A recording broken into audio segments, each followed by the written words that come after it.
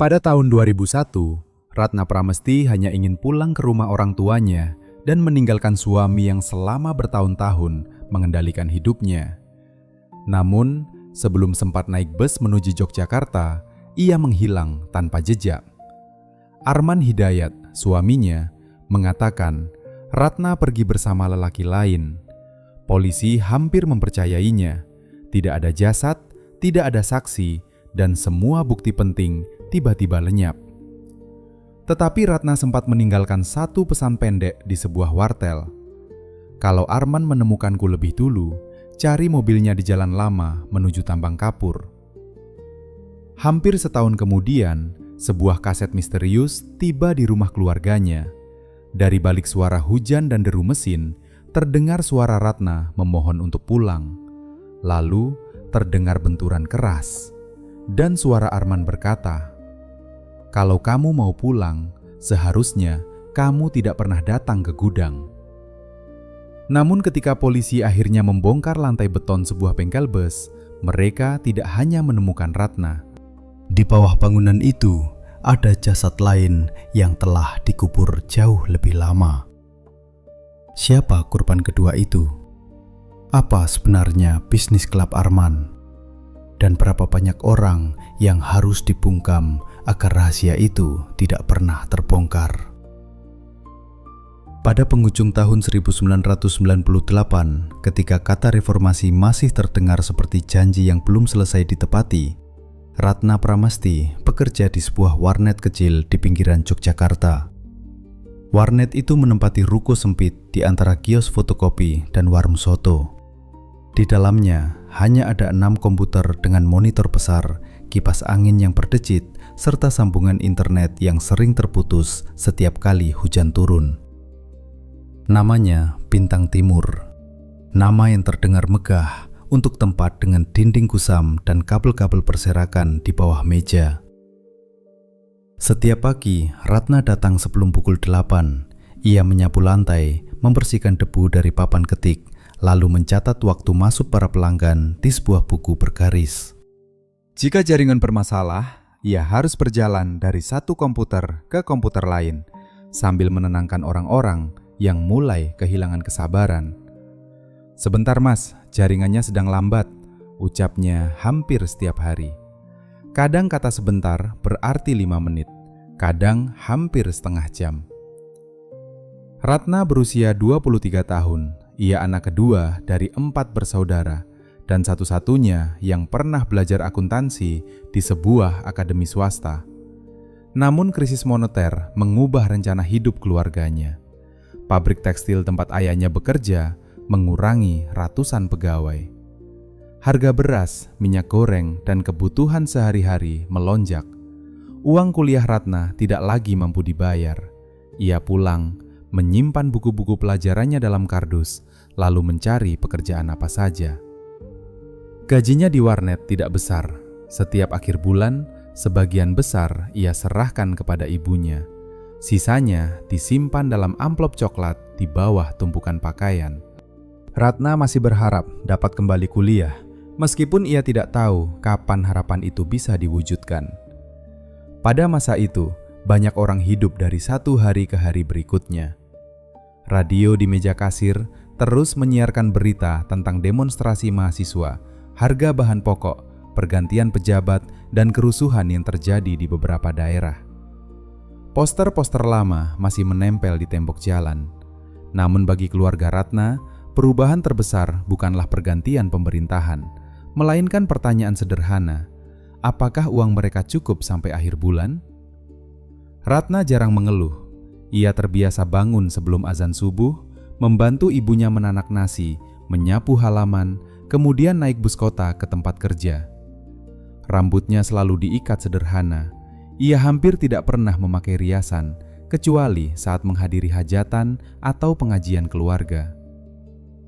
Pada suatu sore di bulan November, ketika hujan baru saja berhenti dan bau tanah basah masuk melalui pintu warnet, seorang laki-laki datang membawa map hitam. Namanya Arman Hidayat. Usianya 33 tahun, tubuhnya tinggi, bahunya lebar, dan suaranya rendah.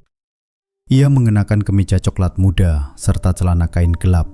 Sepatunya tertutup debu, seolah baru turun dari perjalanan jauh. Arman memilih komputer nomor 2. Setelah beberapa kali gagal membuka surat elektronik, ia memanggil Ratna.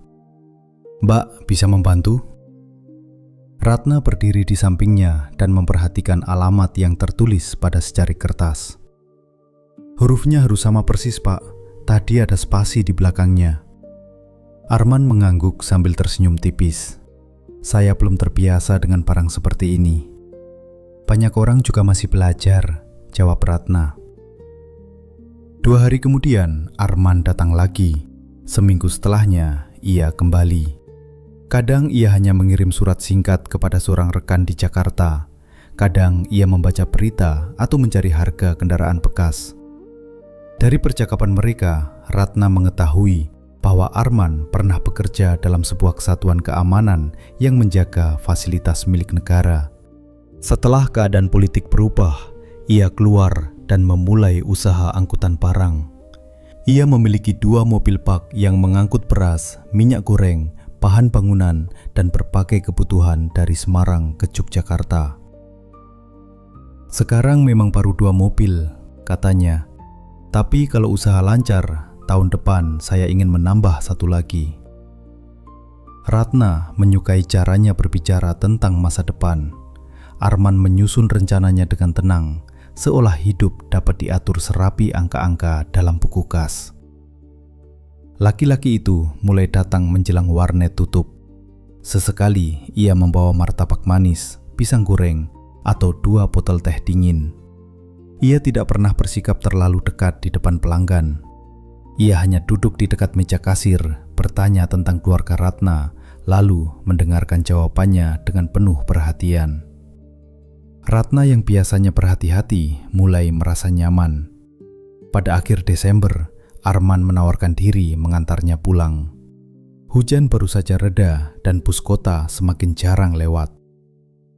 "Tidak usah, Pak. Nanti merepotkan," kata Ratna. "Daripada kamu menunggu sendirian sampai malam." Ratna akhirnya menerima. Mobil Pak Tua milik Arman berwarna hijau dan berbau campuran solar serta tembakau. Selama perjalanan, Arman tidak banyak bicara. Ia hanya menanyakan jalan menuju rumah Ratna dan sesekali memperlambat kendaraan ketika melewati genangan. Di depan rumah, Arman tidak ikut masuk.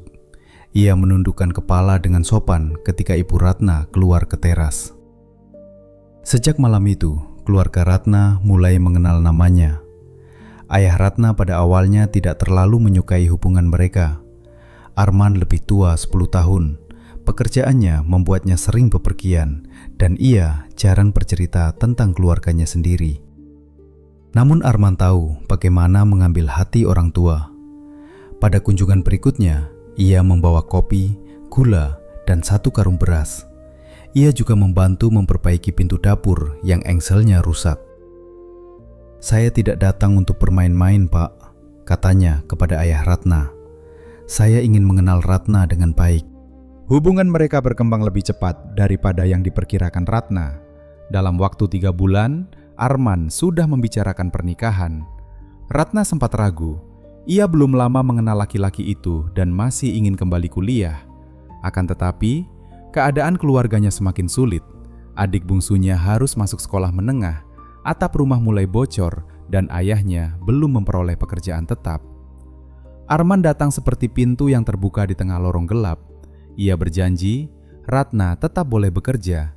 Ia juga mengatakan akan membiayai kuliahnya setelah usaha angkutan mereka berkembang. "Rumah tangga itu seperti menanam pohon," ujar Arman. "Tidak langsung berbuah, tapi kalau dirawat bersama, suatu hari kita bisa berteduh di bawahnya." Ratna ingin percaya kepadanya. Mereka menikah pada Mei 1999 dalam sebuah acara sederhana di rumah orang tua Ratna. Tenda biru dipasang di halaman, kursi plastik dipinjam dari para tetangga. Sejak pagi, para perempuan memasak nasi, gulai ayam, sambal goreng kentang, urap, serta kerupuk dalam jumlah besar. Musik campursari terdengar dari pengeras suara yang kadang mendengung. Ratna mengenakan kebaya warna gading milik sepupunya. Arman memakai beskap gelap dan belangkon. Dalam foto pernikahan, Ratna tampak tersenyum malu, sementara tangan Arman bertumpu di bahunya. Para tamu mengatakan Ratna beruntung memperoleh suami yang dewasa dan memiliki usaha sendiri. Tidak ada yang mengetahui bahwa pada malam sebelum akad, Arman sempat marah karena Ratna berbicara cukup lama dengan seorang teman laki-laki semasa sekolah. Arman tidak membentak, ia hanya menatap Ratna tanpa berkedip. "Setelah menikah, kamu harus tahu batas," katanya. Ratna menganggap kecemburuan itu sebagai tanda perhatian. Ibunya pernah berkata bahwa rumah tangga membutuhkan kesabaran dan seorang istri terkadang harus mengalah agar suasana tetap teduh. Setelah menikah, Ratna pindah ke Semarang. Arman menyewa sebuah rumah kecil di kawasan pinggiran kota, tidak jauh dari jalan yang setiap malam dilalui truk-truk besar. Rumah itu memiliki 2 kamar, dapur sempit, serta halaman belakang yang dipagari lembaran seng. Di sisi rumah berdiri sebuah garasi beratap aspes. Arman menyimpan perkakas, suku cadang mobil, gulungan tali, serta beberapa jerigen di dalamnya. Ia selalu mengunci pintu garasi dan melarang Ratna masuk tanpa izin. Pada minggu-minggu pertama, Ratna merasa bahagia. Ia menggantung tirai bermotif bunga, membeli 2 pot melati, dan menempel kalender bergambar Masjid Agung Demak di dekat dapur. Setiap pagi, ia membuat kopi hitam untuk Arman. Untuk bekal perjalanan, ia membungkus nasi, tempe orek, telur balado, atau ikan asin dengan sambal. Ratna berhenti bekerja di warnet karena jarak Semarang dan Yogyakarta terlalu jauh. Sebagai gantinya, ia membantu mencatat pemasukan usaha Arman. Ia membeli buku besar bergaris dan menuliskan tanggal perjalanan, biaya bahan bakar, pembayaran pelanggan, serta upah para sopir. Pada awalnya, Arman memuji ketelitiannya. "Kalau semua sopir saya mencatat seperti kamu, saya tidak akan pusing," katanya. Namun beberapa bulan kemudian, sikap Arman mulai berubah. Ia tidak suka ketika Ratna bertanya tentang pengeluaran yang tidak memiliki kwitansi. Ia juga marah jika Ratna membuka laci meja kerjanya tanpa izin. Suatu malam, Ratna menemukan catatan pembelian solar dalam jumlah besar. Angkanya tidak sesuai dengan jumlah perjalanan yang tercatat. "Ini untuk perjalanan yang mana?" tanyanya. Arman langsung mengambil kertas itu dari tangannya. "Urusan kerja, tapi saya perlu memasukkannya ke buku." "Kamu cukup mencatat apa yang saya berikan." Nada suaranya tidak keras, tetapi begitu dingin hingga Ratna tidak berani melanjutkan pertanyaan. Sejak malam itu, Arman menyimpan buku kas sendiri. Perubahan lain muncul perlahan, seperti air yang merembes melalui dinding. Mula-mula hanya berupa noda kecil, kemudian menyebar tanpa disadari. Arman mulai bertanya kepada siapa Ratna berbicara di pasar. Ia ingin tahu mengapa istrinya membutuhkan waktu lama saat membeli sayur. Ia tidak suka melihat Ratna berdiri di depan rumah bersama para tetangga. "Orang kampung suka membawa cerita kemana-mana," katanya. "Lebih baik kamu tidak terlalu sering berkumpul dengan mereka." Ketika seorang tetangga mengundang Ratna mengikuti arisan RT, Arman melarang. Menurutnya, arisan hanya membuat perempuan bergosip dan membuang uang. Ratna juga semakin jarang diizinkan mengunjungi orang tuanya. "Bulan depan saja," kata Arman setiap kali Ratna meminta pulang. "Sekarang saya sedang banyak pekerjaan." Bulan depan berubah menjadi 2 bulan. 2 bulan berubah menjadi hampir setengah tahun. Pada Lebaran tahun 2000, Ratna akhirnya kembali ke Yogyakarta. Tubuhnya terlihat lebih kurus. Ibunya bertanya apakah ia sakit, tetapi Ratna hanya tertawa dan mengatakan bahwa pekerjaan rumah membuatnya sibuk. Arman duduk di ruang depan, membagikan uang kepada adik-adik Ratna dan berbincang ramah dengan para tetangga. Di hadapan orang lain, ia terlihat sebagai suami yang tenang dan bertanggung jawab. Hanya Siska, sepupu Ratna, yang merasa ada sesuatu yang berbeda. Saat mereka berada di dapur, Siska bertanya pelan, "Kamu benar-benar baik-baik saja?" Ratna menoleh ke arah pintu sebelum menjawab, "Aku baik. Kamu tidak seperti dulu." Ratna tersenyum, tetapi matanya tidak ikut tersenyum. Namanya juga sudah menikah, banyak yang harus dipikirkan. Ratna memang banyak berpikir. Ia memikirkan setiap kata sebelum mengucapkannya. Ia mampu menepak suasana hati Arman hanya dari bunyi langkah di teras. Ia tahu kapan harus diam, kapan harus menyiapkan kopi, dan kapan sebaiknya tidak bertanya. Kadang-kadang Arman kembali menjadi laki-laki yang dahulu dikenalnya. Ia membawakan kain batik, mengajak Ratna makan tahu gimbal di sekitar Simpang 5, atau berbicara tentang rumah yang ingin mereka beli. Pada saat-saat seperti itu, Ratna merasa mungkin semua ketegangan hanya disebabkan oleh tekanan pekerjaan. Namun kehangatan itu selalu berlangsung singkat. Suatu malam, Arman pulang setelah tengah malam. Bau rokok dan solar melekat pada pakaiannya. Dari saku celananya jatuh secari kertas bertuliskan beberapa nomor kendaraan dan alamat gudang di kawasan pelabuhan. Ratna membungkuk untuk mengambilnya. Arman merebut kertas itu begitu cepat hingga kursi di sampingnya bergeser. "Jangan pernah menyentuh barang saya. Saya hanya ingin mengambilkan. Kamu terlalu suka mencari tahu." Untuk pertama kalinya, Arman menggenggam lengan Ratna terlalu kuat. Genggaman itu hanya berlangsung beberapa detik, tetapi cukup untuk membuat Ratna memahami bahwa laki-laki di hadapannya dapat berubah tanpa peringatan. Arman kemudian melepaskannya. "Saya sedang banyak masalah," katanya lebih pelan. "Jangan menambah pikiran saya." Keesokan paginya, ia membawa pulang bubur ayam dan bersikap seolah tidak pernah terjadi apa-apa. Ratna pun berpura-pura lupa. Pada pertengahan tahun 2000, usaha angkutan Arman berkembang. Ia menyewa gudang tua di dekat kawasan industri dan membeli 1 mobil bak tambahan. Ia mengatakan kendaraan-kendaraan itu digunakan untuk membawa beras, suku cadang, serta bahan bangunan. Namun Ratna beberapa kali melihat jerigen tertutup terpal di dalam bak mobil. Para supir datang pada malam hari dan berbicara dengan suara pelan. Arman tidak lagi mengizinkan Ratna melihat catatan perjalanan mereka. Untuk mengisi waktu, Ratna mulai menerima pekerjaan menjahit sederhana. Ia mengecilkan rok, memasang kancing, dan memperbaiki seragam sekolah dengan mesin pinjaman dari tetangga. Dari situlah ia berteman dengan Bu Yati, pemilik warung di ujung gang. Bu Yati berusia hampir 50 tahun. Tubuhnya gemuk, suaranya nyaring, dan warungnya hampir tidak pernah sepi. Ia menjual nasi rames, mie rebus, kopi, rokok ketengan, dan gorengan. Suatu siang, Bu Yati bertanya, "Suamimu orangnya keras ya?" Ratna segera menunduk. "Tidak, Bu, cuma tegas." Bu Yati tidak mendesak, ia hanya menyodorkan sepiring pisang goreng. "Kalau ada masalah, warung saya biasanya masih buka sampai malam." Kalimat sederhana itu terasa seperti pintu kecil yang dibukakan untuk Ratna. Beberapa minggu kemudian, Ratna datang dengan mata sembab.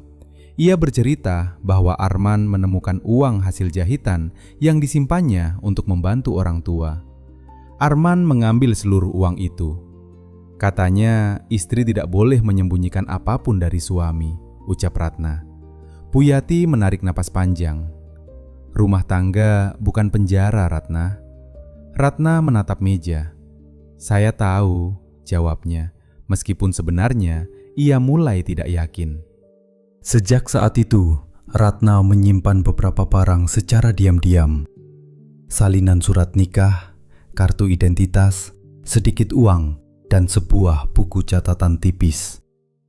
Dalam buku tersebut, ia mencatat tanggal Arman pulang larut, nomor kendaraan yang datang ke rumah, serta beberapa nama yang tidak sengaja didengarnya. Ia juga menulis kalimat-kalimat pendek. Hari ini Arman marah karena aku berbicara dengan Bu Yati. Hari ini pintu rumah dikunci dari luar. Hari ini ia berkata, aku tidak akan mampu hidup tanpa dirinya. Ratna menyembunyikan buku itu di balik papan yang longgar di bawah lemari. Menjelang akhir tahun, Arman semakin sering menerima telepon pada malam hari. Setelah berbicara singkat, ia akan pergi dan baru kembali menjelang subuh. Ratna pernah mendengar dua orang berbicara di garasi tentang pengiriman bahan bakar serta petugas pelabuhan yang harus diberi bagian. Ketika Ratna bertanya, Arman menatapnya tajam. Tidak semua yang kamu dengar harus kamu pahami. Aku cuma khawatir. Khawatir atau mau ikut campur? Ratna tidak menjawab. Pada Januari 2001, ayah Ratna jatuh sakit. Ibunya mengirim kabar melalui telepon umum di dekat pasar. Ratna meminta izin pulang ke Yogyakarta selama beberapa hari. Arman menolak. Saya bisa naik bus sendiri, kata Ratna. Tidak. Itu ayah saya. Kamu sekarang istri saya. Jangan setiap ada masalah langsung lari ke rumah orang tua. Malam itu Ratna duduk sendirian di dapur setelah Arman tertidur. Lampu kecil membuat bayangannya memanjang di dinding. Dari kejauhan terdengar suara kereta api. Untuk pertama kalinya, Ratna benar-benar berpikir untuk pergi. Namun, pergi kemana? Dengan uang apa? Bagaimana jika Arman mengejarnya ke rumah orang tua? Apa yang akan dikatakan para tetangga? Pertanyaan-pertanyaan itu mengikat kakinya lebih kuat daripada tali.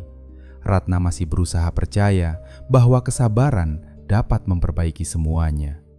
Namun jauh di dalam hati, ada suara kecil yang terus mengingatkannya bahwa rumpun padi yang terlihat tenang pun dapat menyembunyikan ular. Pada suatu sore di awal Februari, hujan turun deras sejak siang. Air mengalir di sepanjang gang dan menggenangi halaman belakang. Arman belum pulang. Ketika Ratna hendak memindahkan ember, ia melihat pintu garasi sedikit terbuka. Biasanya Arman selalu menguncinya. Angin mendorong pintu seng itu. Dari dalam tercium bau solar, kayu basah, dan sesuatu yang asing. Ratna berdiri di ambang pintu, jantungnya berdegup lebih cepat. Beberapa jeriken tersusun di sudut. Di dekatnya terdapat gulungan tali, ban bekas, serta kotak perkakas. Di atas sebuah bangku kayu tergeletak kemeja putih yang digulung dengan tergesa-gesa. Ratna mendekat. Pada bagian lengan dan dada kemeja itu terdapat noda merah tua yang mulai mengering. Tangannya gemetar. Ia tahu noda itu bukan cat, bukan pula oli. Tiba-tiba terdengar bunyi kendaraan berhenti di depan rumah. Arman pulang. Tanpa sempat berpikir, Ratna membungkus kemeja itu dengan koran dan membawanya ke ruang tengah. Ia meraih telepon rumah yang baru dipasang 2 minggu sebelumnya, kemudian memutar nomor orang tuanya. Setelah beberapa nada panjang, suara adiknya terdengar. Halo? Ini Mbak Ratna. Mbak, kenapa suaramu? Panggil ibu, cepat. Terdengar langkah kaki mendekati teras. Ibu belum pulang dari pasar, kata adiknya. Ratna merendahkan suara. Dengar baik-baik, kalau nanti aku tidak bisa menelpon lagi, katakan kepada ibu bahwa aku menemukan kemeja Arman di garasi. Kemeja apa? Ada darahnya. Gagang pintu depan bergerak. Ratna menggenggam telepon erat-erat. Jangan bertanya sekarang, catat saja. Garasi, kemeja putih, ada darah. Pintu terbuka. Arman berdiri di sana dengan pakaian basah oleh hujan.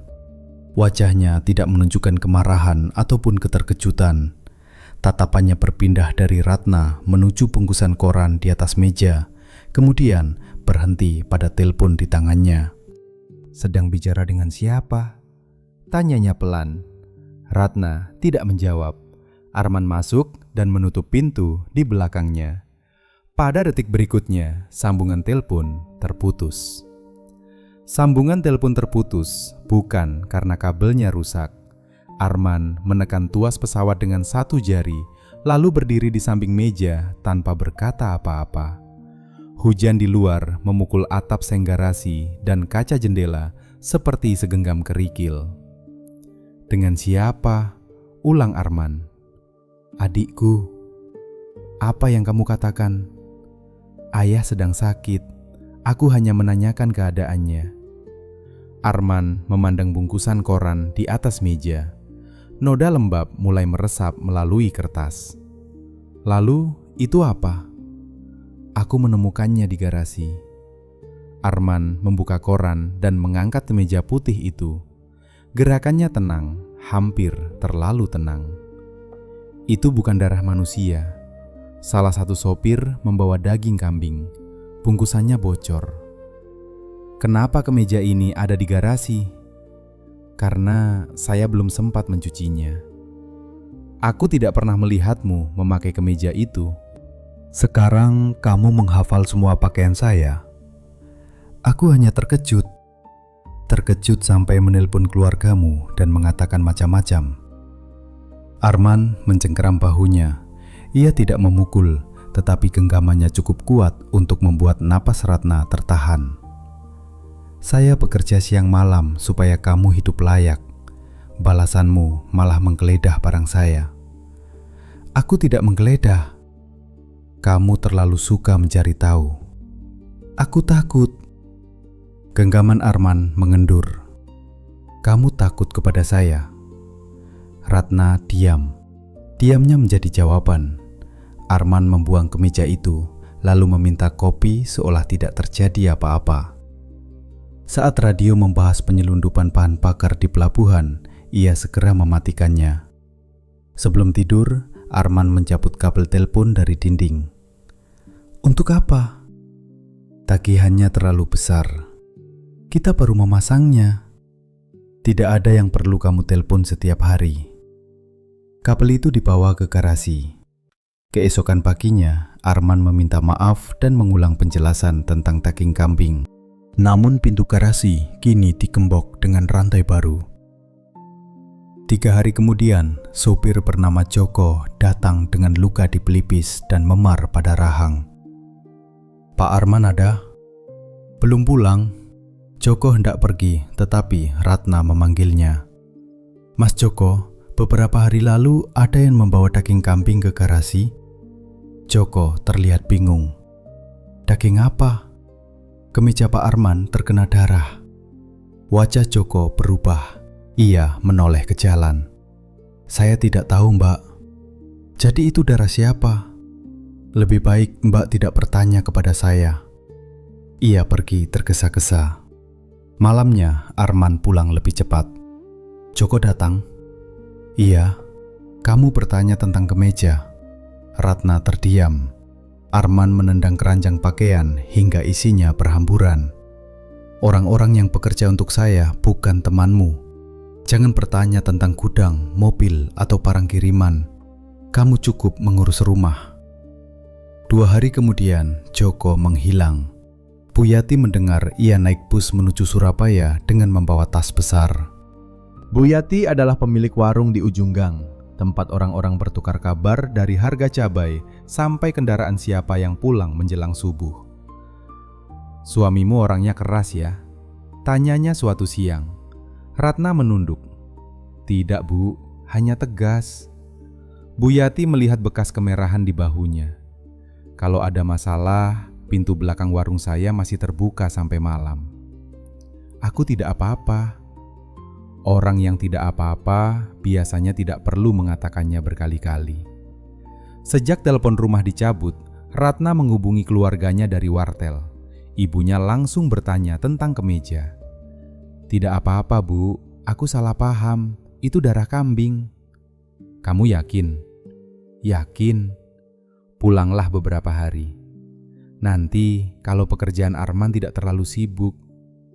Ketika Ratna keluar dari wartel, mobil bak hijau terparkir di seberang jalan. Arman berdiri di sampingnya. Ia membuka pintu penumpang dan menyuruh Ratna masuk. Kenapa harus diam-diam? Tanya Arman. Karena telepon rumah tidak bisa dipakai. Kamu bisa bilang kepada saya. Kalau aku bilang, apa kamu akan mengizinkan? Arman menginjak rem mendadak. Tubuh Ratna terdorong ke depan. Mulai sekarang, saya yang memberi kabar kepada keluargamu. Mereka keluargaku, dan kamu istri saya. Bukan berarti aku tidak boleh berbicara dengan mereka.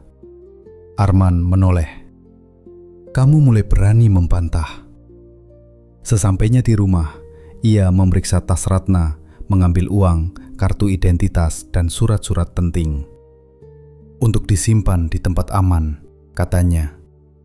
Malam itu Ratna menulis dalam buku catatan yang disembunyikannya. Hari ini, Arman mengambil kartu identitasku. Catatan itu tidak lagi terasa seperti keluhan seorang istri, melainkan bukti. Pada akhir Februari, seorang perempuan bernama Maya datang ketika Arman berada di gudang. Ia membawa foto lama yang menunjukkan dirinya berdiri bersama Arman pada tahun 1997.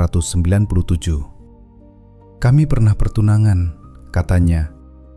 Dia masih datang kalau membutuhkan tempat menyimpan dokumen atau seseorang untuk memberinya alibi. Alibi untuk apa? Tanya sendiri kepada suamimu. Dan jangan percaya kalau dia bilang semua perempuan sebelum kamu gila. Itu kalimat kesukaannya. Ketika Arman pulang, Ratna menanyakan Maya. Wajahnya berubah saat mendengar kata alibi. Kalau dia datang lagi, jangan buka pintu, katanya. Malam itu Arman pergi dan kembali hampir pukul 2 pagi dengan buku-buku jarinya terluka. 2 hari kemudian, Maya muncul di warung Puyati dengan bibir pecah dan pipi bengkak. Ia menolak melapor karena Arman masih memiliki kenalan lama. Dulu dia juga memeriksa tas saya, mengambil uang, melarang saya bertemu teman, dan mengancam keluarga saya, ujar Maya. Rasa takut tidak hilang hanya karena kita sudah pergi. Kadang ia mengikuti seperti bayangan. Ia memberikan nomor telepon saudaranya kepada Ratna untuk keadaan darurat. Sejak hari itu, Ratna menyisihkan uang, menyimpan pakaian di rumah Puyati, dan menghafal jadwal bus pertama menuju Yogyakarta. Namun ketakutan akan Arman mengejar ke rumah orang tuanya selalu menahan langkahnya.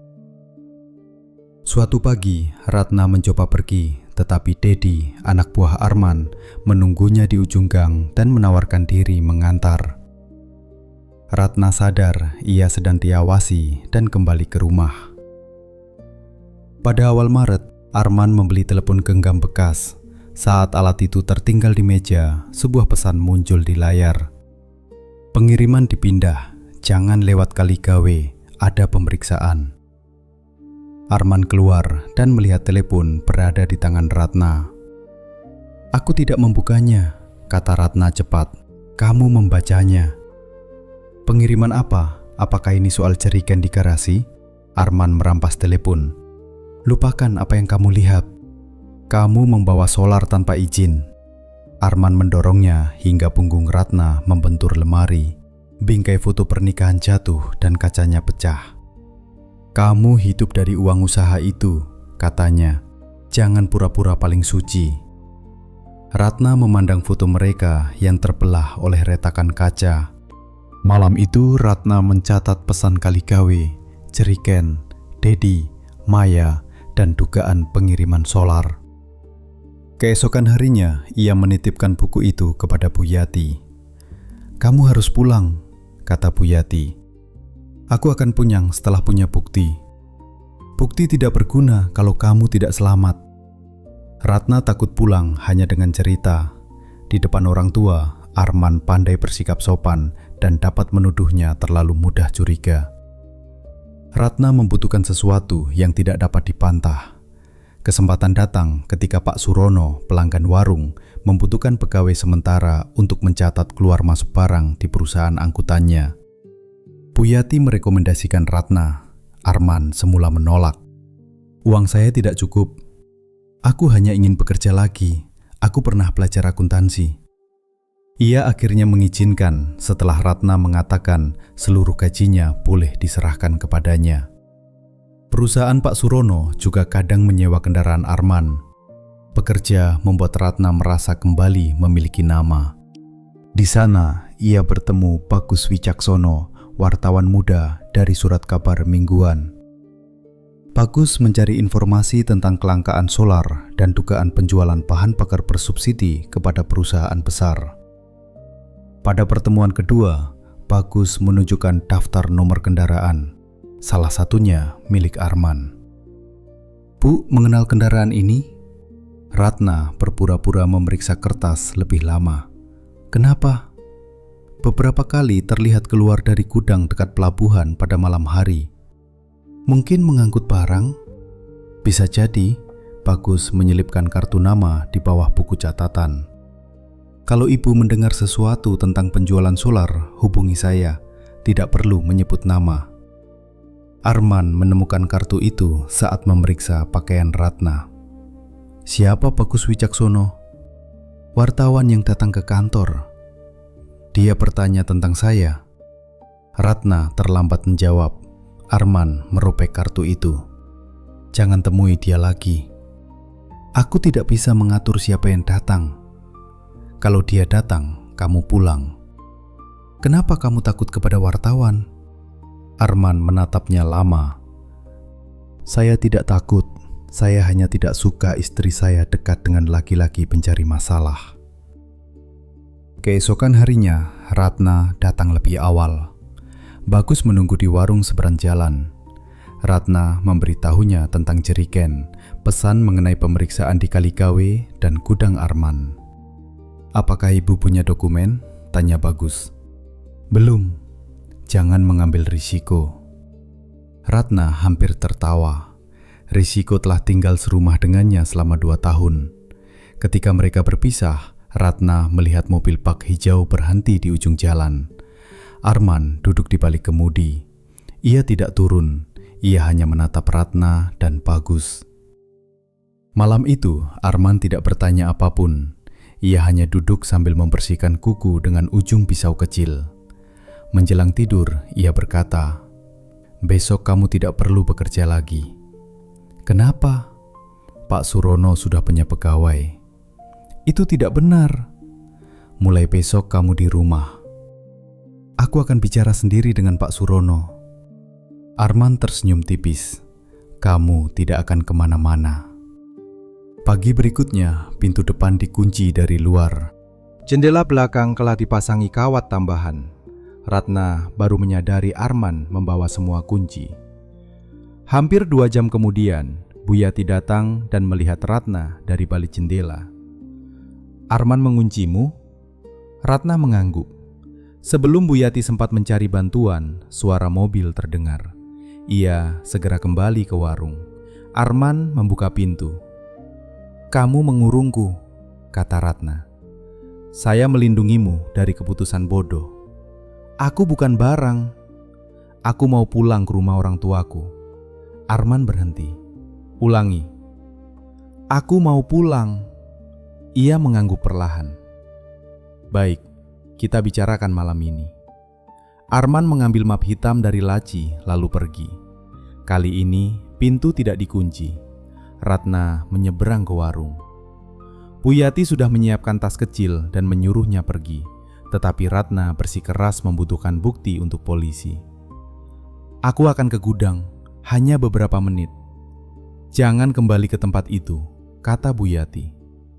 Sore itu, Ratna naik angkot menuju kawasan industri. Ia turun jauh dari gudang dan berjalan di bawah gerimis. Pintu samping bangunan tidak terkunci. Di dalam terdapat tumpukan karung, drum kosong, ban bekas, dan puluhan jeriken biru. Bau solar begitu kuat hingga membuat kepalanya pening. Ratna menemukan meja kayu. Di dalam lacinya ada kwitansi, daftar kendaraan, dan amplop dengan nama beberapa petugas. Di bawah tumpukan kertas tersimpan buku hitam berisi tanggal, jumlah liter, harga jual, dan inisial penerima. Angkanya jauh lebih besar daripada kebutuhan kendaraan Arman. Ratna memasukkan beberapa lembar kertas. Tiba-tiba pintu depan bergeser. 2 orang masuk, salah satunya Arman. Ratna bersembunyi di belakang tumpukan karung. Lelaki yang datang bersama Arman berbicara tentang pemeriksaan mendadak dan seorang supir yang mulai banyak bicara. "Joko?" tanya Arman. "Iya, katanya dia mau melapor." "Dia tidak akan melapor. Masalah di Jalan Lama belum selesai. Kalau wartawan ikut campur, semuanya bisa terbuka." Arman menjawab pelan, tetapi Ratna mendengarnya dengan jelas. "Wartawan itu sedang saya urus, istri saya juga." Ratna mundur, tumitnya menyentuh sebuah jerigen kosong. Wadah itu terguling dan menghantam lantai. Percakapan berhenti. "Siapa di sana?" Suara Arman menggema di seluruh gudang. Ratna menggenggam tasnya erat-erat. Langkah Arman mendekat satu demi satu, melewati tumpukan karung yang menjadi satu-satunya tempat persembunyiannya. Ratna menahan napas sampai dadanya terasa sakit. Langkah Arman berhenti hanya beberapa jengkal dari tumpukan karung tempat ia bersembunyi. Dari celah sempit, Ratna melihat ujung sepatu suaminya yang basah oleh lumpur. "Keluar," kata Arman. Tidak ada jawaban. Lelaki yang bersamanya tertawa pendek. "Mungkin tikus." Arman tidak ikut tertawa. Ia menarik satu karung ke samping. Ratna memejamkan mata, namun pada saat yang sama, klakson panjang terdengar dari luar gudang, disusul teriakan seorang sopir. Arman berdiri kembali. "Tunggu di sini." Keduanya berjalan ke pintu depan. Suara beberapa pekerja masuk dan peti-peti dipindahkan. Ratna tidak tahu berapa lama kesempatan itu akan terbuka. Ia merangkak keluar, menekan tas ke dada, lalu bergerak menuju pintu samping. Daun pintu berderit ketika dibuka. "Hei, siapa itu?" teriak seseorang. Ratna berlari, hujan turun deras. Jalan belakang gudang dipenuhi genangan. Ia mendengar namanya dipanggil, tetapi tidak menoleh. Di ujung jalan sebuah truk sayur melaju perlahan. Ratna mengangkat tangan. "Tolong Pak, antar saya ke jalan raya." Sopir melihat wajahnya yang pucat dan langsung membuka pintu. Truk bergerak tepat ketika Arman muncul dari tikungan. Melalui kaca belakang, Ratna melihatnya berdiri di tengah hujan. Tatapannya membuat Ratna tahu bahwa urusan ini belum selesai. Ratna turun dekat pasar dan berlari menuju warung Buyati. Warung hampir kosong. Buyati sedang menurunkan tirai plastik ketika Ratna masuk sambil terengah-engah. "Astaga, Ratna!" Ratna meletakkan tas di meja. Tangannya terlalu gemetar untuk membuka resleting. Buyati mengeluarkan kwitansi, daftar kendaraan, dan 2 lembar dari buku hitam. "Aku mendengar mereka membicarakan Joko dan Jalan Lama," kata Ratna. "Arman juga bilang wartawan itu sedang dia urus. Lalu dia menyebut aku." "Kita ke polisi." "Jangan ke kantor dekat sini. Arman punya kenalan." "Kalau begitu kita temui Bagus." Buyati menyembunyikan dokumen di dalam kaleng kerupuk.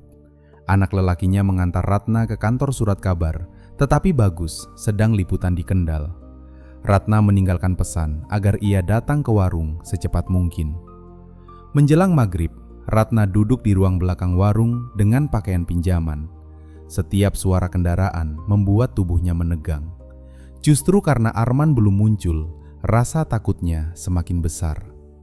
Ratna menelpon rumah orang tuanya dari wartel 2 gang dari sana. Ibunya yang menjawab, "Ratna, kenapa kamu jarang menelpon?" Ratna hampir menangis hanya karena mendengar suara itu. "Bu, aku mungkin pulang besok." "Kenapa mungkin? Kamu sedang di mana?" "Aku aman, jangan minta siapapun menjemput." Ratna menceritakan sebagian tentang pertengkaran dan gudang. Ia tidak mengucapkan semuanya karena takut ibunya panik.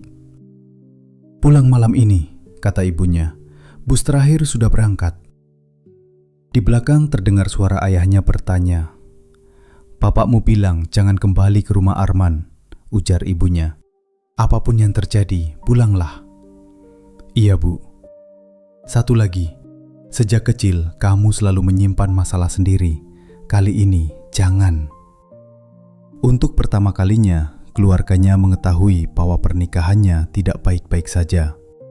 Rahasia yang selama 2 tahun menindih dada Ratna akhirnya keluar, meski belum seluruhnya. Bagus tiba hampir pukul 9. Setelah membaca dokumen, wajahnya berubah serius. Ini bukan hanya penjualan solar, katanya. Ada pembayaran kepada beberapa orang. Kalau asli, jaringan mereka besar. Apa ini cukup untuk polisi? Cukup untuk memulai penyelidikan, tapi belum tentu cukup untuk melindungi ibu. Ratna menceritakan percakapan di gudang. Jalan lama yang mana? Tanya Bagus. Aku tidak tahu, supir-supir pernah menyebut tambang kapur di luar Ungaran. Bagus menyarankan Ratna pulang ke Yogyakarta malam itu. Ia akan membuat salinan dokumen dan menghubungi seorang polisi yang dipercayainya. Sebelum mereka berangkat, seorang tetangga masuk terburu-buru. Bu Yati, Pak Arman mencari istrinya. Katanya Ibu Ratna sakit keras. Ratna berdiri. Dia bilang begitu? Iya, mobilnya berkeliling dari tadi.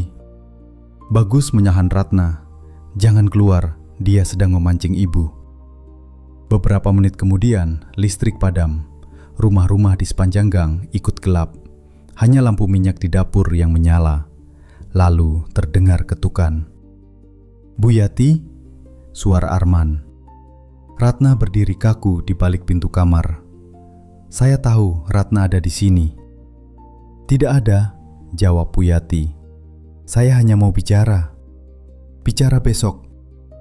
Ini urusan keluarga. Kalau urusan keluarga membuat istrimu lari ketakutan, berarti bukan urusan biasa. Sunyi beberapa detik. Setelah itu terdengar benturan keras pada pintu depan. Bu Yati berteriak memanggil tetangga. Beberapa pintu rumah terbuka. Orang-orang mulai bertanya dari kejauhan. Arman berhenti memukul. Ratna, teriaknya. Ibumu sakit. Kalau terjadi apa-apa dan kamu tidak pulang, jangan salahkan saya. Ratna hampir keluar.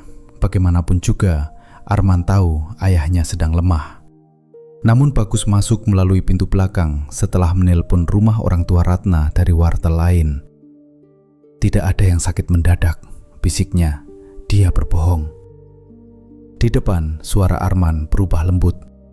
Ratna, pulanglah. Kita selesaikan baik-baik. Saya tidak akan marah. Tidak ada yang menjawab. Beberapa menit kemudian, mesin mobil menyala.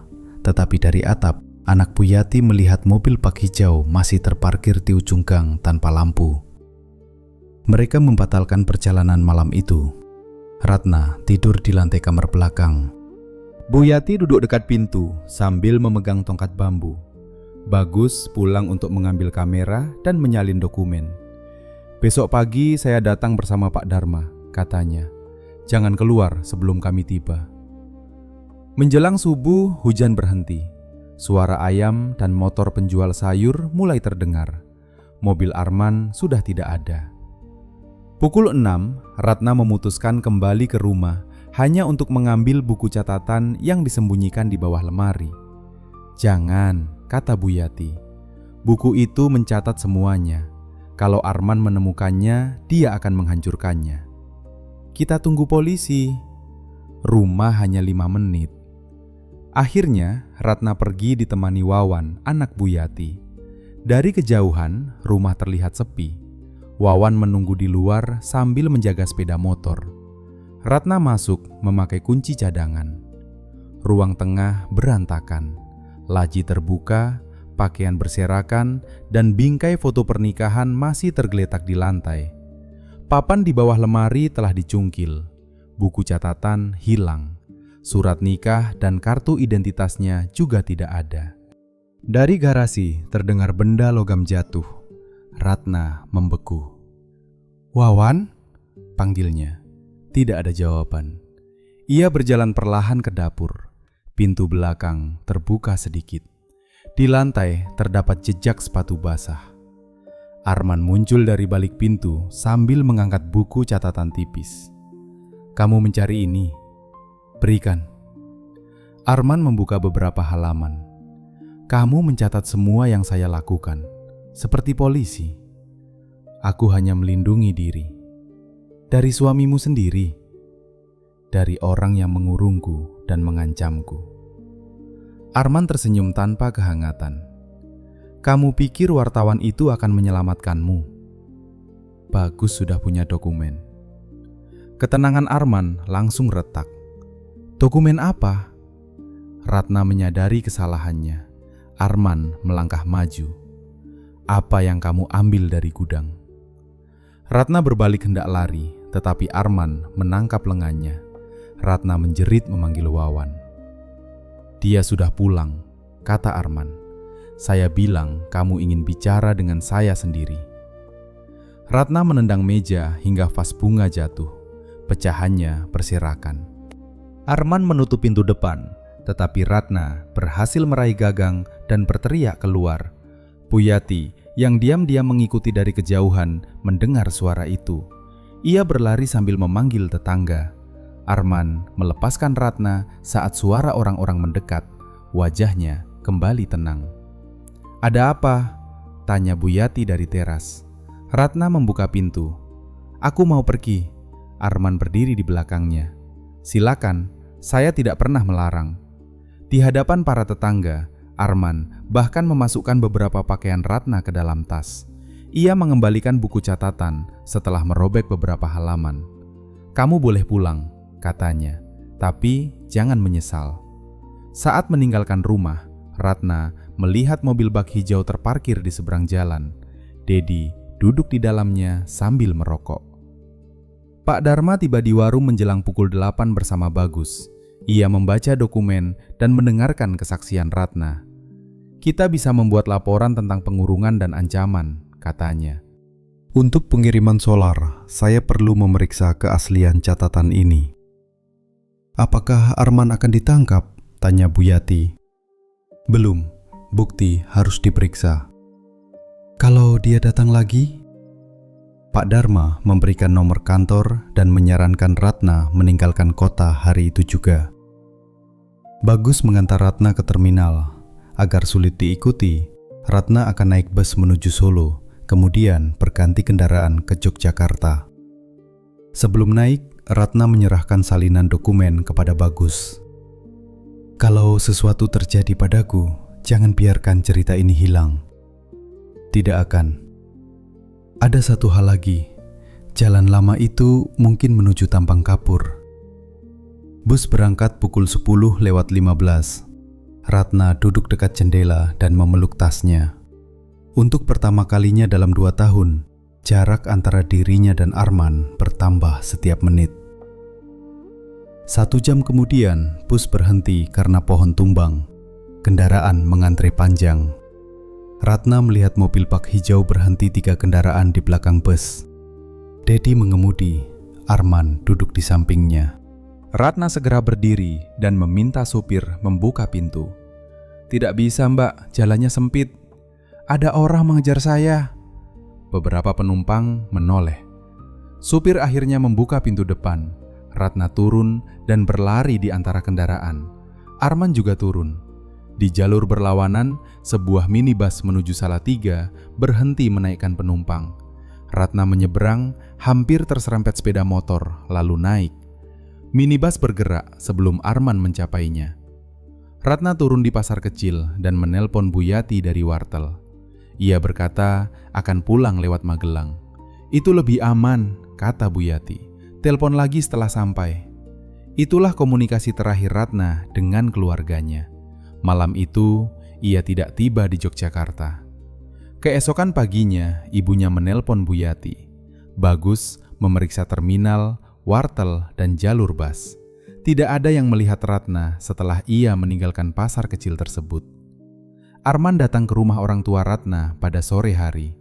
Ia tampak lelah dan membawa wajah seorang suami yang cemas. Menurutnya, Ratna marah setelah pertengkaran dan pergi bersama Bagus. "Istri saya mungkin memiliki hubungan dengan wartawan itu," katanya. Bagus membantah. Bu Yati menceritakan ancaman dan pengejaran di jalan.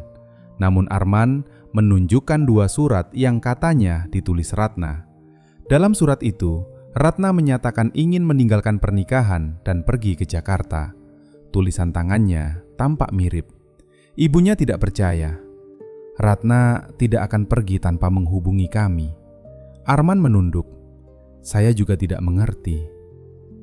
Laporan orang hilang dibuat 2 hari kemudian. Petugas pertama menganggap Ratna mungkin pergi atas kemauan sendiri. Ia perempuan dewasa, membawa tas, dan sedang berselisih dengan suami. Pak Dharma menolak kesimpulan itu.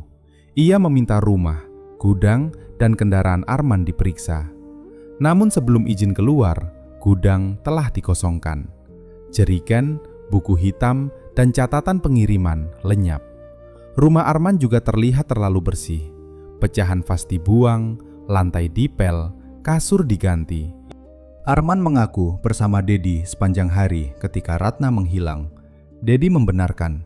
Namun, seorang penjual rokok dekat pasar memberi keterangan berbeda. Ia melihat mobil bak hijau menunggu di seberang wartel tempat Ratna melakukan panggilan terakhir. Petugas wartel lalu menemukan secari kertas terlipat di bawah meja telepon. Tulisan di atasnya dibuat terburu-buru dengan tinta biru. Bu Yati mengenali tulisan Ratna. Kalimatnya hanya 1. Kalau Arman menemukan aku lebih dulu, cari mobilnya di jalan lama menuju Tambang Kapur. Pak Dharma membaca kalimat itu berulang kali. Kertasnya tipis, sudutnya lembab, dan sebagian tinta telah menyebar karena terkena air. Namun, tulisan Ratna masih jelas. Tidak ada nama lain, tidak ada penjelasan panjang, hanya peringatan pendek yang seolah ditulis oleh seseorang yang tahu waktunya hampir habis. Pak Dharma segera meminta izin mencari di jalan lama menuju Tambang Kapur.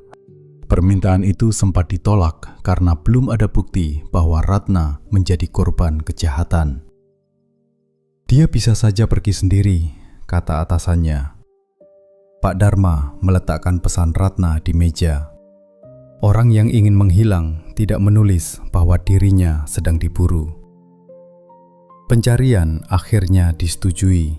Polisi berangkat sebelum matahari terbit bersama Bagus dan Bu Yati. Jalan lama itu hampir tidak digunakan sejak jalur baru dibuka.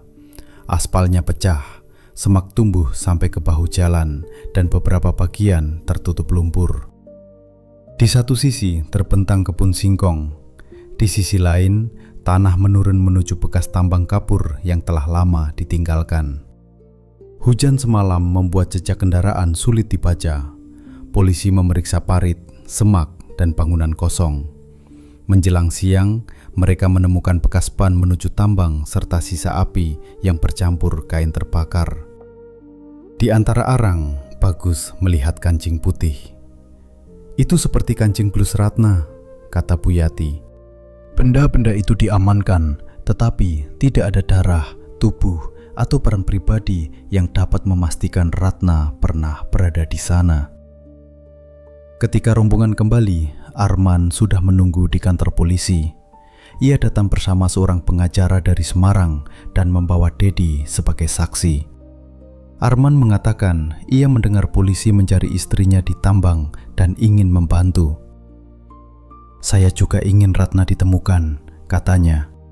Pak Dharma mengeluarkan catatan dari wartel. Kenapa Ratna menulis bahwa dia takut Anda menemukannya lebih dulu? Arman memandang kertas itu sebentar. Saya tidak tahu apakah itu benar tulisan Ratna. Ibunya dan Bu Yati mengenal tulisan itu.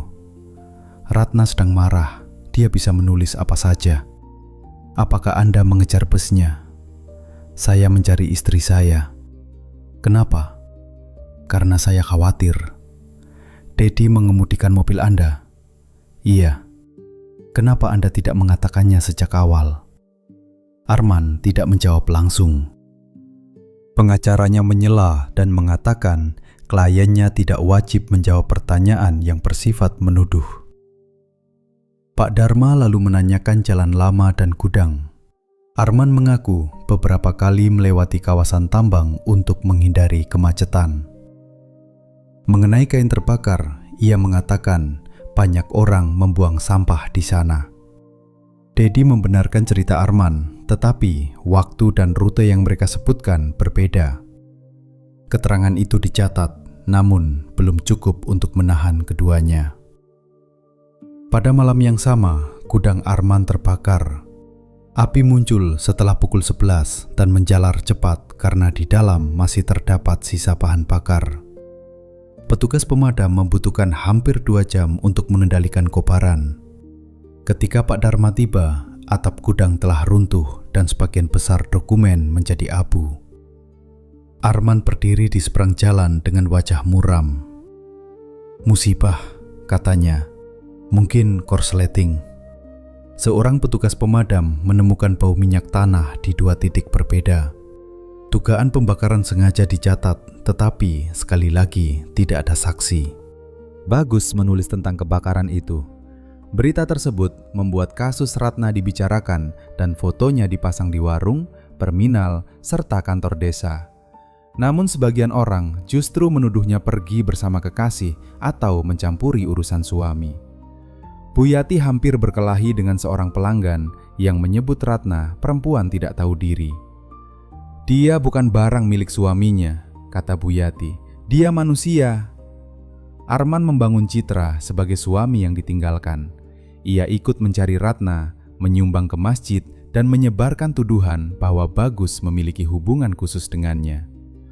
Bagus mulai menerima telepon ancaman, tetapi ia menolak berhenti menyelidiki. Ia memeriksa nomor kendaraan dalam dokumen Ratna dan menemukan bahwa beberapa truk terdaftar atas nama perusahaan fiktif. Salah satunya pernah ditahan di pelabuhan karena membawa solar tanpa surat. Kasus itu ditutup tanpa penjelasan. Nama Dedi muncul sebagai penanggung jawab kendaraan. Setelah hampir 2 minggu, Bagus menemukan Joko di sebuah rumah kontrakan dekat terminal Bunghurasih. Ia dan Pak Dharma datang tanpa seragam agar tidak menarik perhatian. Joko ditemukan dalam keadaan kurus dan ketakutan. Luka di pelipisnya telah sembuh, tetapi salah satu tangannya masih sulit digerakkan. Awalnya ia menolak bicara. "Saya punya anak," katanya. "Kalau saya bicara, mereka akan datang." Pak Dharma menunjukkan foto Ratna. "Dia hilang setelah mencoba mengungkap apa yang Anda ketahui." Joko menunduk. "Bu Ratna tidak seharusnya masuk ke gudang. Jadi Anda tahu dia masuk." "Dedi memberitahu saya." "Dedi juga memberitahu bahwa Arman mengejarnya." Joko tidak menjawab. Bagus lalu menyebut kemeja putih dengan noda darah. Wajah Joko berubah. "Darah itu bukan darah kambing," katanya akhirnya. "Darah siapa?" Joko memegang tangan kirinya. "Darah saya." Joko mengaku dipukul Dedi dengan kunci roda setelah memergoki pemindahan jerigen ilegal. Arman memakai kemeja putih untuk menahan darah dari lukanya. "Kenapa Anda tidak melapor?" tanya Pak Dharma. "Karena Pak Arman bilang keluarga saya akan ikut menanggung akibatnya." "Apakah Arman membunuh Ratna?" "Saya tidak melihat." "Apakah Anda tahu apa yang terjadi di jalan lama?" Joko menatap pintu, lalu jendela. "Dulu ada sopir lain bernama Karto. Dia membawa catatan pengiriman dan ingin menjualnya kepada pesaing. Setelah itu dia hilang. Saya mendengar Dedi bilang masalah Karto sudah selesai di jalan lama." "Apakah tubuh Karto ditemukan?" "Tidak." Keterangan itu membuat jalan lama semakin mencurigakan. Namun sebelum pencarian kedua dilakukan, keberadaan Joko bocor. Rumah kontrakannya diserang dan ia menghilang lagi. Pak Dharma yakin ada orang di kantornya yang memberi informasi kepada Arman. Mulai saat itu, Pak Dharma hanya mempercayai 2 petugas. Ia menyimpan catatan penting di rumah seorang kerabat dan mengirim salinan dokumen Ratna kepada kenalannya di Kejaksaan Provinsi. Prosesnya berjalan lambat. Terlalu banyak nama yang tercantum dalam catatan pengiriman. Sebagian hanyalah inisial, tetapi beberapa dapat dihubungkan dengan pegawai pelabuhan, petugas jalan, dan pemilik gudang. Sementara penyelidikan terhambat, keluarga Ratna terus menunggu. Ibunya menyiapkan sepiring nasi setiap kali mendengar kendaraan berhenti di depan rumah, seolah Ratna dapat muncul kapan saja. Ayahnya lebih banyak diam dan sering menatap pintu. Adik Ratna, Rini, merasa bersalah karena tidak melakukan apapun saat telepon terakhir tentang kemeja berdarah terputus. "Aku seharusnya langsung memberitahu ibu," katanya. "Bukan salahmu," ujar ibunya.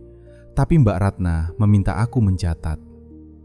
"Kamu masih anak sekolah, orang dewasa di sekelilingnya yang gagal melihat." Pada hari ke-40 hilangnya Ratna, keluarga mengadakan doa bersama. Arman datang membawa gula dan teh. Sebagian kerabat menerimanya dengan dingin. Sebagian lain masih percaya ia hanyalah suami yang kehilangan istri. Setelah doa selesai, Ibu Ratna mendekatinya. "Di mana anak saya?" Arman menunduk. "Saya juga mencarinya, Bu. Kalau dia pergi dengan kemauan sendiri, kenapa dia meninggalkan pesan bahwa dia takut kepada kamu?" Ratna sedang dipengaruhi orang. Siapa? Wartawan itu, Bu Yati. Mungkin juga teman-teman barunya. Ibu Ratna menatapnya lama. "Dulu Ratna selalu membela kamu. Bahkan ketika tubuhnya kurus dan matanya takut, dia tetap bilang kamu suami yang baik. Jangan gunakan kesetiaannya untuk menutupi apa yang sudah kamu lakukan." Arman tidak menjawab. Sebelum pergi, ia berbisik, "Jangan terlalu percaya kepada polisi. Mereka bisa membuat cerita apa saja." Ancaman itu terdengar seperti nasihat, tetapi Ibu Ratna memahami maksudnya. Pencarian kedua menemukan kain perempuan, sandal, dan tulang kecil di dekat dinding kapur. Bu Yati hampir pingsan, tetapi pemeriksaan menunjukkan tulang itu milik kambing dan barang lainnya tidak dapat dikaitkan dengan Ratna.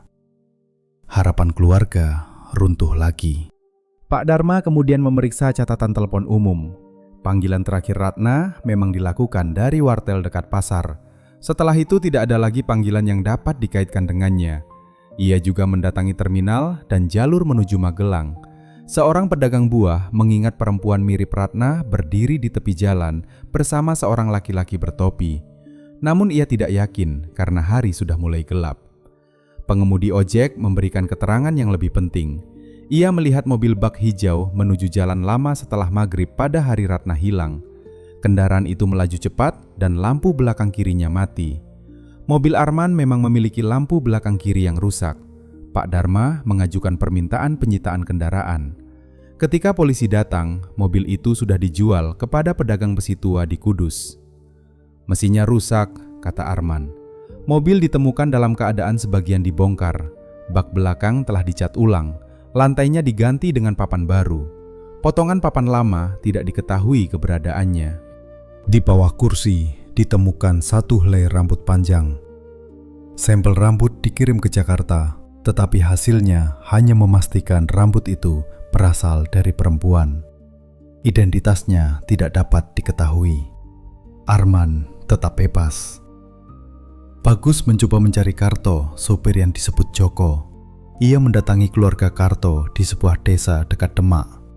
Istri Karto mengatakan suaminya pergi pada akhir 1999 setelah mengaku mendapat pekerjaan baru di luar Jawa. Beberapa hari kemudian, keluarga menerima surat yang menyatakan Karto tidak akan pulang. Surat itu tidak pernah dipercaya istrinya. Karto tidak pandai menulis panjang, katanya.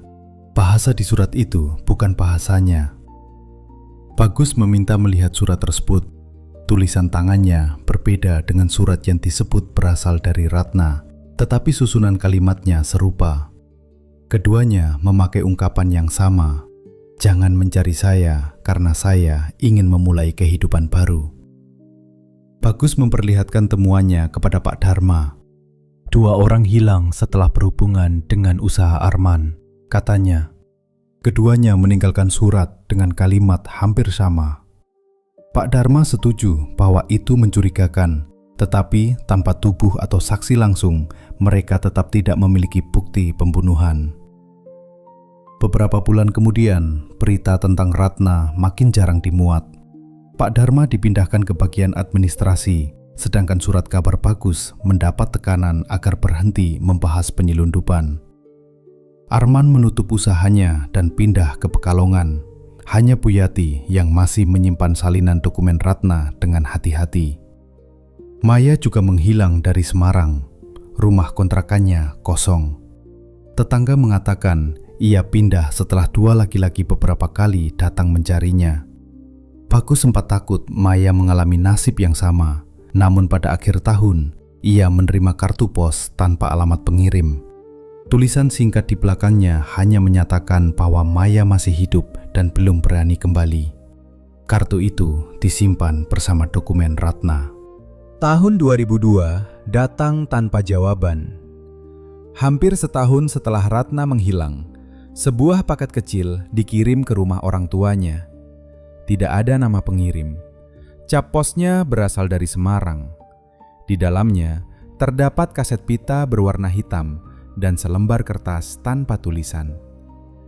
Keluarga Ratna tidak memiliki pemutar kaset yang baik, sehingga mereka membawanya ke rumah tetangga. Bagus dan Buyati datang. Pak Dharma, meski sudah tidak menangani kasus itu, juga hadir. Pita berdesis panjang. Awalnya hanya terdengar suara kendaraan dan hujan. Kemudian muncul suara Ratna, lemah tetapi jelas. Aku sudah menyalin semuanya. Kalau aku tidak pulang, mereka akan tahu. Suara laki-laki menjawab dari jarak dekat. Kamu pikir kertas-kertas itu akan menyelamatkanmu? Buyati menutup mulut. Ibu Ratna mencengkeram ujung kursi. Mereka mengenali suara Arman. Rekaman berlanjut. Terdengar pintu mobil ditutup, lalu Ratna berkata lebih keras. Aku tidak akan diam lagi. Sesudah itu muncul suara benturan, jeritan pendek, dan gesekan seperti benda berat ditarik di atas tanah. Pita berhenti beberapa detik, lalu suara Arman terdengar lagi, kali ini sangat dekat dengan alat perekam. Kalau kamu mau pulang, seharusnya kamu tidak pernah datang ke gudang. Setelah kalimat itu, rekaman terputus. Kaset itu diputar 3 kali. Setiap kali suara Ratna terdengar dari balik desis pita, ibunya menutup mata seolah menahan pukulan yang datang terlambat hampir setahun. Tidak seorang pun berani berbicara sampai pita berhenti berputar. Pak Dharma mengambil kaset dengan sapu tangan bersih dan memasukkannya ke kotak plastik.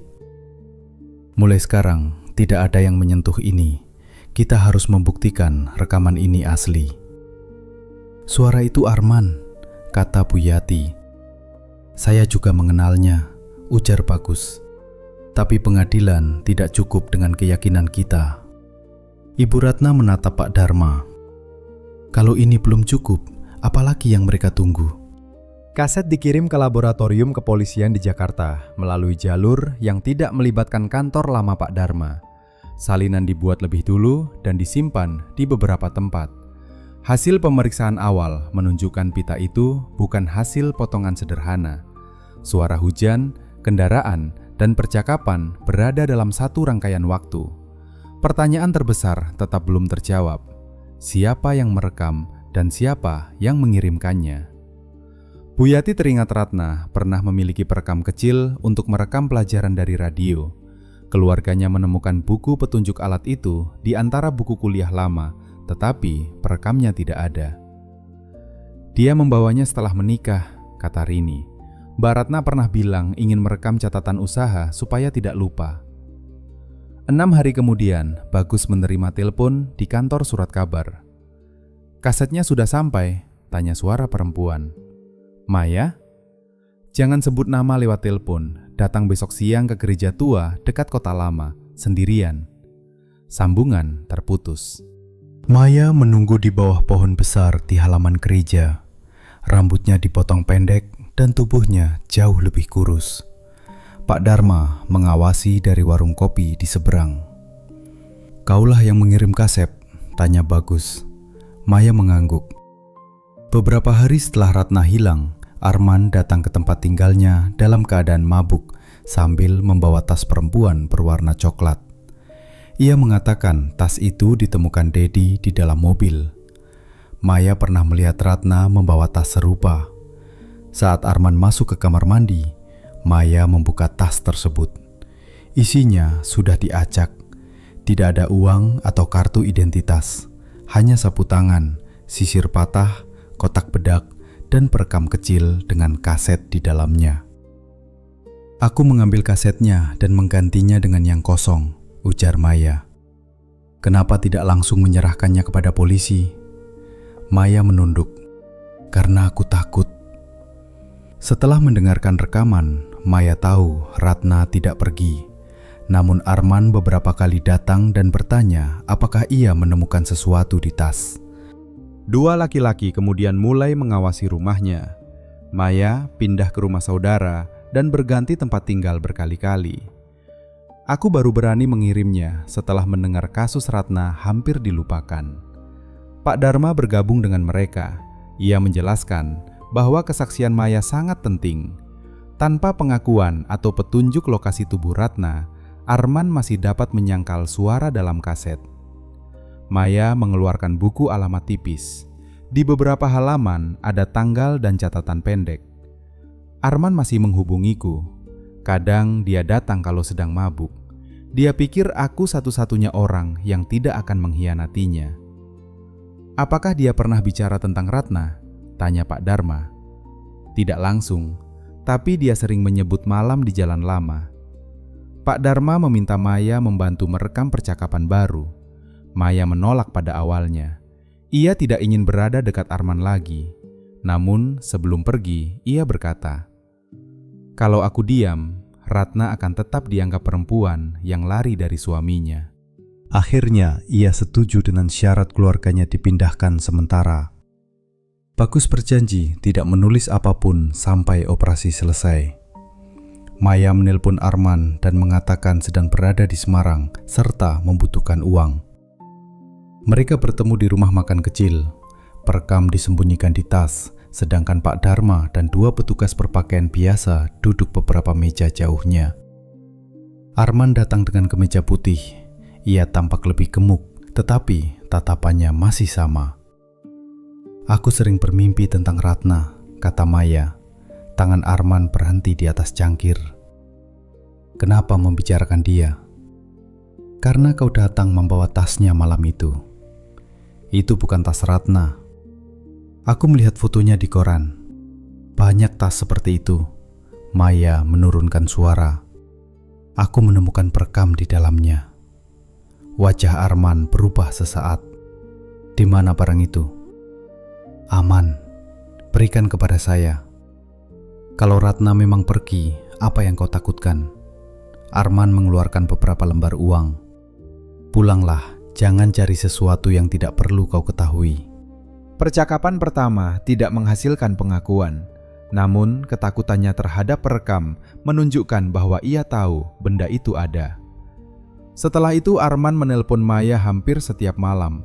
Ia menanyakan kaset, siapa yang telah mendengarnya, dan apakah Maya berbicara kepada polisi.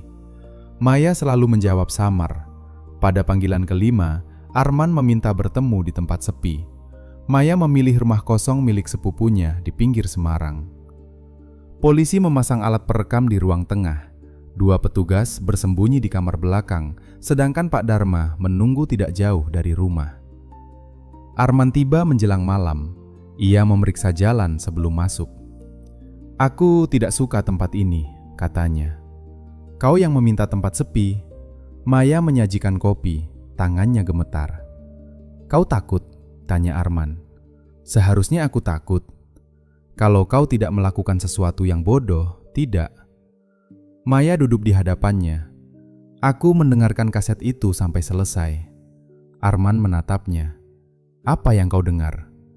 "Suaramu, suara Ratna, suara benturan." "Itu bisa direkam kapan saja. Ada hujan, ada suara mobil, Ratna menyebut gudang. Ratna sering bertengkar dengan saya. Lalu kenapa setelah itu dia hilang?" Arman mengetukkan jari ke meja. Mungkin karena dia memang ingin hilang. Maya menggeleng. Aku tahu caramu berbohong. Dulu kau bilang Karto pergi mencari kerja. Sekarang Ratna juga kau sebut pergi. Jangan campurkan urusan yang tidak kau pahami. Aku hanya ingin tahu apakah Ratna masih hidup ketika kau membawanya ke jalan lama. Ruangan mendadak sunyi. Arman berdiri dan memeriksa jendela. Siapa yang menyuruhmu bertanya seperti itu? Kaset itu. Kau pikir polisi akan melindungimu? Jadi ada sesuatu yang harus mereka lindungi darimu. Wajah Arman menegang. Ratna memohon untuk pulang. Kau memukulnya? Saya tidak memukul. Lalu suara benturan itu apa?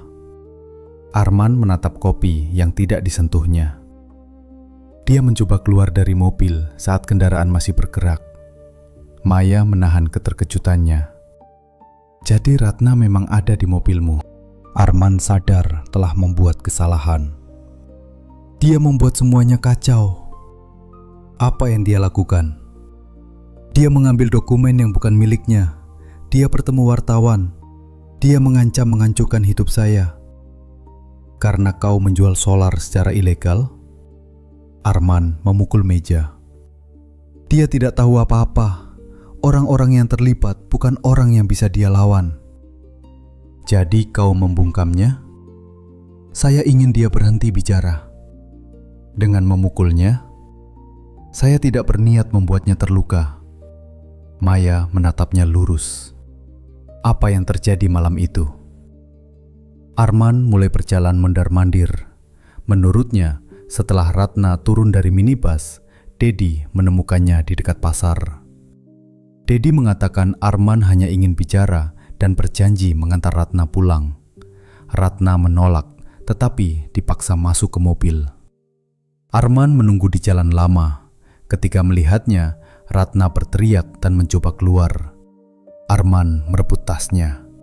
Ratna menamparnya dan mengatakan semua catatan sudah berada di tangan Bagus serta polisi. Saya hanya mendorongnya, kata Arman. Lalu, dia jatuh membentur sisi bak. Apakah dia meninggal? Belum. Maya menggenggam lututnya agar tetap tenang. Dia masih sadar? Dia bingung, darah keluar dari kepalanya. Kenapa tidak dibawa ke rumah sakit? Dia terus bilang akan melaporkan saya. Dia terluka dan kau masih memikirkan laporan? Saya panik. Arman membawa mobil ke tempat lebih jauh. Ratna masih mengerang dan sesekali membuka mata. Dia meminta tolong? Tanya Maya. Arman menutup wajah. Dia memanggil ibunya. Lalu, saya tidak ingin dia menderita. Itu bukan jawaban. Keadaannya sudah parah. Apakah kau memeriksa napasnya? Arman mengangkat wajah. Saya menutup mulutnya dengan kain supaya dia berhenti berteriak. Berapa lama? Saya tidak ingat. Kau ingat. Cukup lama. Maya merasa mual tetapi memaksa dirinya bertahan. Dedi melihat. Dia ada di luar mobil. Dia membantu membersihkan. Di mana tubuh Ratna? Kecurigaan kembali ke wajah Arman. Kenapa kau perlu tahu? Karena keluarganya berhak menguburkannya. Kalau lokasi itu dibuka, banyak orang ikut jatuh. Siapa? Orang-orang yang tidak akan membiarkan kita hidup. Ratna sudah tidak hidup karena keputusanmu. Arman mendekat, Maya mundur. Aku masih menyimpan kaset, katanya. Kalau kau menyakitiku, salinannya akan dikirim ke banyak tempat. Arman berhenti. Berikan kaset itu, dan saya akan memberitahu lokasinya. Beritahu dulu. Tidak. Setidaknya katakan apakah dia ada di tambang. Bukan. Lalu di mana? Arman mengusap wajah. Dedi bilang jalan lama terlalu mudah ditemukan. Kami memindahkannya 2 malam kemudian. Kemana? Ke tanah kosong di belakang gudang lama. Ada lubang bekas pondasi. Polisi sudah memeriksa tempat itu. Mereka datang terlambat. Apa maksudmu? Tanahnya dijual. Sekarang ada bangunan di atasnya. Bangunan apa? Arman menatap Maya lama. Bengkel bus. Saat itu terdengar bunyi kursi dari kamar belakang. Arman menoleh tajam. Siapa di sana? 2 petugas keluar dan memerintahkannya berhenti. Arman mencoba lari melalui pintu belakang, tetapi Pak Dharma sudah menunggu di halaman. Ia dijatuhkan dan diborgol. "Ini jebakan!" teriak Arman. "Semua ucapan saya dipaksa." Pak Dharma berdiri di dekatnya. "Tidak ada yang memaksa Anda menceritakan bahwa Ratna masih hidup ketika dibawa dari jalan lama." Arman berhenti meronta. Maya keluar sambil memeluk dirinya sendiri. Begitu melihat borgol di tangan Arman, lututnya lemas. Bagus menahannya sebelum jatuh. Rekaman diperiksa malam itu juga. Suara Arman terdengar jelas ketika mengakui Ratna masih bernapas, bahwa ia menutup mulutnya dan tubuhnya dipindahkan ke tanah kosong di belakang gudang. Keesokan harinya, Arman mencabut seluruh keterangannya. Ia mengatakan cerita itu hanya dibuat untuk mendapatkan kaset dari Maya. Pengacaranya menyebut rekaman tersebut sebagai hasil jebakan. Masalah lain muncul ketika polisi memeriksa peta lama. Gudang milik Arman sudah tidak ada. Di atas tanah belakangnya, kini berdiri bengkel bus 2 lantai dengan lantai beton tebal. Pemiliknya menolak pembongkaran tanpa surat resmi. Sebelum dibawa kembali ke sel, Arman meminta berbicara 4 mata dengan Pak Dharma. "Kalau Anda membongkar tempat itu," katanya pelan, "Anda tidak hanya akan menemukan Ratna." Pak Dharma menatapnya. "Ada siapa lagi di sana?" Arman tersenyum tipis. "Cari Karto." Pengakuan Arman tentang Karto membuat penyelidikan berubah menjadi perkara yang jauh lebih besar daripada hilangnya Ratna. Pak Dharma segera meminta pengamanan terhadap bengkel bus di bekas tanah gudang. Pemilik bengkel memprotes karena usahanya harus berhenti, tetapi surat perintah akhirnya diterbitkan setelah rekaman percakapan Arman, kaset milik Ratna, serta kesaksian Maya dipelajari oleh kejaksaan. Pada pagi pertama penggalian, halaman bengkel dipenuhi polisi, pekerja, wartawan, dan warga yang berdiri di balik garis pembatas. Langit mendung. Mesin pemecah beton meraung sejak pukul 7, menghantam lantai yang selama ini dilalui bus-bus besar tanpa seorang pun mengetahui apa yang terkubur di bawahnya. Ibu Ratna datang bersama ayahnya, Rini, Puyati, dan Bagus. Pak Dharma meminta mereka menunggu di rumah keluarga dekat lokasi, tetapi Ibu Ratna menolak. "Selama ini saya menunggu tanpa tahu apa-apa," katanya. "Hari ini saya ingin melihat sendiri." Beton pertama terangkat menjelang siang. Di bawahnya terdapat tanah uruk yang lebih gelap daripada lapisan di sekitarnya. Para pekerja menghentikan alat berat dan mulai menggali dengan sekop kecil. 1 jam kemudian, seorang petugas menemukan potongan kain yang telah berubah warna. Setelah itu muncul gelang logam tipis, lalu tulang manusia. Ibu Ratna tidak menjerit.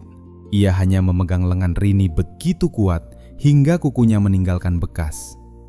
Ayah Ratna menundukkan kepala dan membaca doa pelan-pelan. Penggalian dilanjutkan dengan hati-hati. Kerangka pertama ditemukan dalam posisi miring, terbungkus sisa kain dan lembaran plastik. Di dekat tulang leher terdapat rantai kecil dengan liontin berbentuk daun. Ibu Ratna mengenalinya. "Itu milik Ratna," bisiknya. "Saya membelinya di Pasar Beringharjo ketika dia lulus sekolah." Setelah liontin itu terlihat, harapan terakhir bahwa Ratna masih hidup ikut terkubur bersama tanah yang diangkat dari lubang. Di sisi lain pondasi, petugas menemukan kerangka kedua. Ukurannya lebih besar dan berada lebih dalam. Di dekatnya terdapat kepala ikat pinggang berkarat serta jam tangan lama. Keluarga Karto dipanggil pada hari yang sama. Istrinya mengenali jam tersebut sebagai hadiah pernikahan yang selalu dipakai Karto saat bekerja. Dua orang yang selama bertahun-tahun disebut pergi meninggalkan keluarga, ternyata terkubur hanya beberapa meter dari jalan raya yang ramai. Pemeriksaan forensik membutuhkan beberapa minggu. Hasilnya memastikan kerangka pertama adalah Ratna Pramesti. Pada bagian belakang tengkoraknya ditemukan retakan akibat benturan keras. Tulang di sekitar rahang menunjukkan tekanan yang tidak wajar. Temuan itu sesuai dengan pengakuan Arman bahwa Ratna jatuh membentur bak mobil dan kemudian dibungkam dengan kain. Kerangka kedua dipastikan milik Karto. Tengkoraknya memperlihatkan luka akibat benda tumpul. Menurut Joko, Karto pernah mengancam membawa catatan pengiriman kepada pesaing dan petugas yang tidak berada di bawah pengaruh Arman.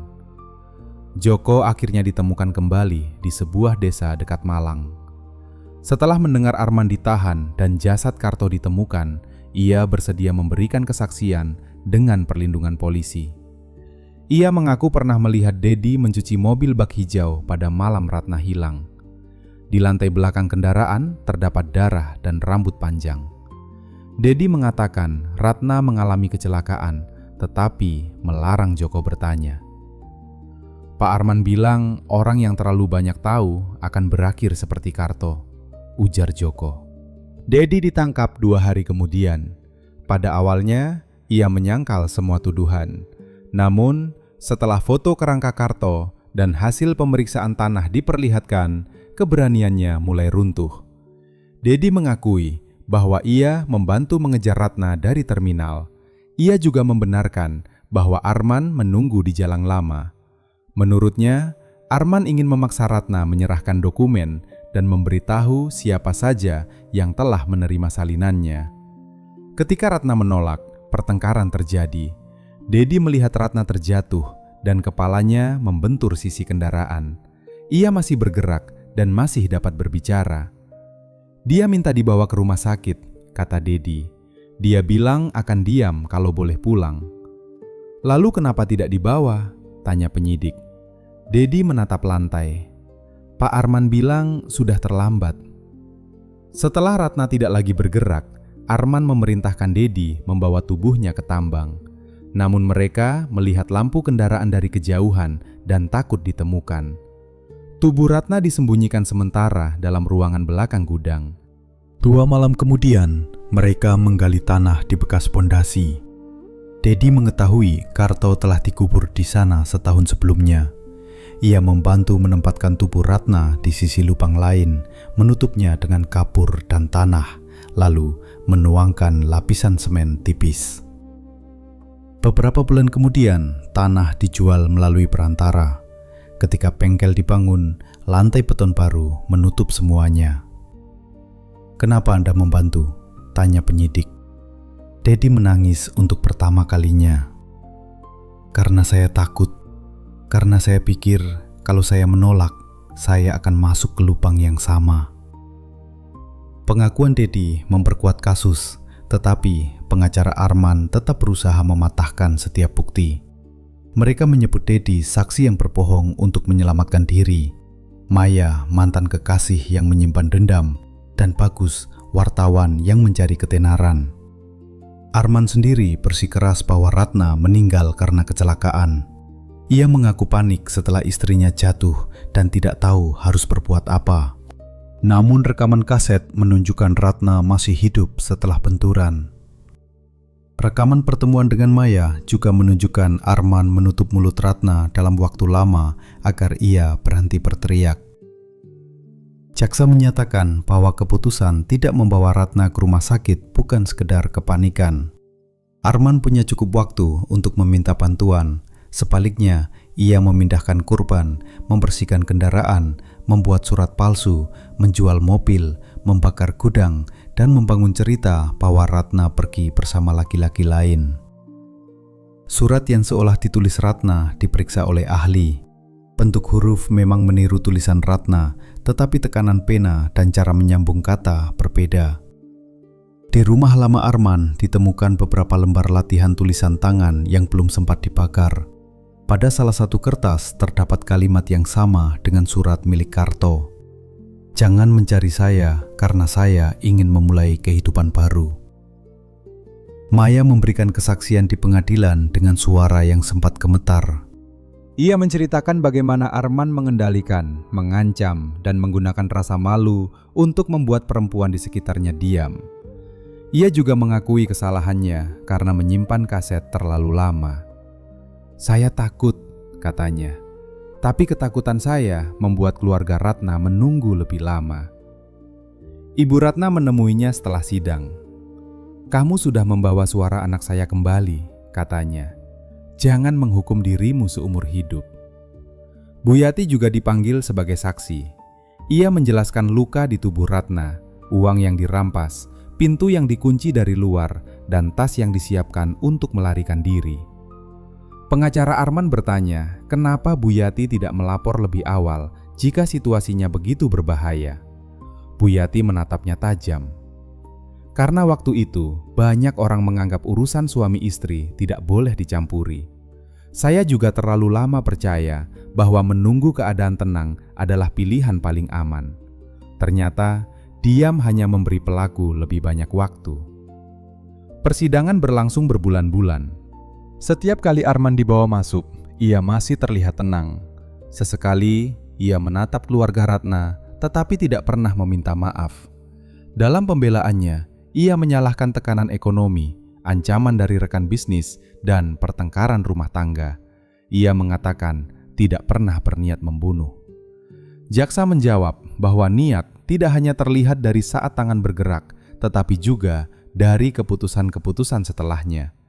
Arman memilih membungkam Ratna, menolak pertolongan, menyembunyikan tubuh, memalsukan surat, menghancurkan bukti, dan menuduh korban tidak setia. Pengadilan menyatakan Arman bersalah atas pembunuhan Ratna, pembunuhan Karto yang direncanakan bersama Dedi, penyembunyian jenazah, pemalsuan dokumen, dan kejahatan terkait penyalahgunaan bahan bakar. Arman dijatuhi hukuman penjara seumur hidup. Dedi mendapat hukuman lebih ringan karena bekerja sama dan mengungkap peran para pelaku lain. Tetapi ia tetap dinyatakan bertanggung jawab atas penculikan, penyembunyian jenazah, dan keterlibatan dalam kematian Karto. Ketika putusan dibacakan, Ibu Ratna tidak tersenyum. Ia menggenggam liontin daun yang telah dibersihkan dan dikembalikan oleh penyidik. "Hukuman tidak membawa Ratna pulang," katanya kepada Bagus. "Tapi setidaknya sekarang orang berhenti mengatakan dia lari." Jenazah Ratna dibawa ke Yogyakarta pada awal musim hujan. Jalan menuju pemakaman dipenuhi keluarga, tetangga, teman sekolah, dan orang-orang yang hanya mengenalnya melalui pemberitaan. Di atas makam, ayah Ratna menaburkan bunga melati dan mawar. Tangannya gemetar ketika membaca doa. Rini meletakkan buku akuntansi lama milik kakaknya di dekat nisan sebelum ibunya mengambilnya kembali. "Buku ini sebaiknya disimpan," kata Ibu Ratna. "Biar kami ingat dia pernah punya cita-cita." Keluarga Karto mengadakan pemakaman pada hari berikutnya. Untuk pertama kalinya setelah 2 tahun, istrinya memiliki tempat untuk berdoa dan mengatakan kepada anak-anak bahwa ayah mereka tidak meninggalkan keluarga dengan sengaja.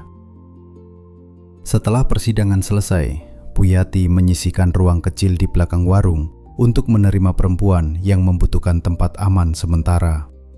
Awalnya hanya ada tikar, termos air panas, dan lemari berisi pakaian. Lama-kelamaan, beberapa tetangga ikut membantu. Mereka menamainya Rumah Ratna. Tempat itu bukan lembaga besar, tidak ada papan mewah, hanya rumah sederhana, tempat seseorang dapat tidur semalam tanpa takut pintu dibuka paksa, menelpon keluarga, atau menemui orang yang bersedia mendengarkan tanpa menyalahkan. Pada peringatan setahun pemakaman Ratna, mereka berkumpul di rumah orang tuanya.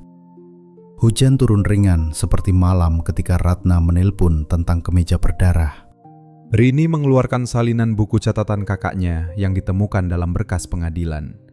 Banyak halaman telah dirobek Arman, tetapi beberapa kalimat masih utuh. Hari ini aku takut, tetapi aku mulai mengerti bahwa takut bukan berarti harus menyerah. Ibu Ratna membaca kalimat itu lama.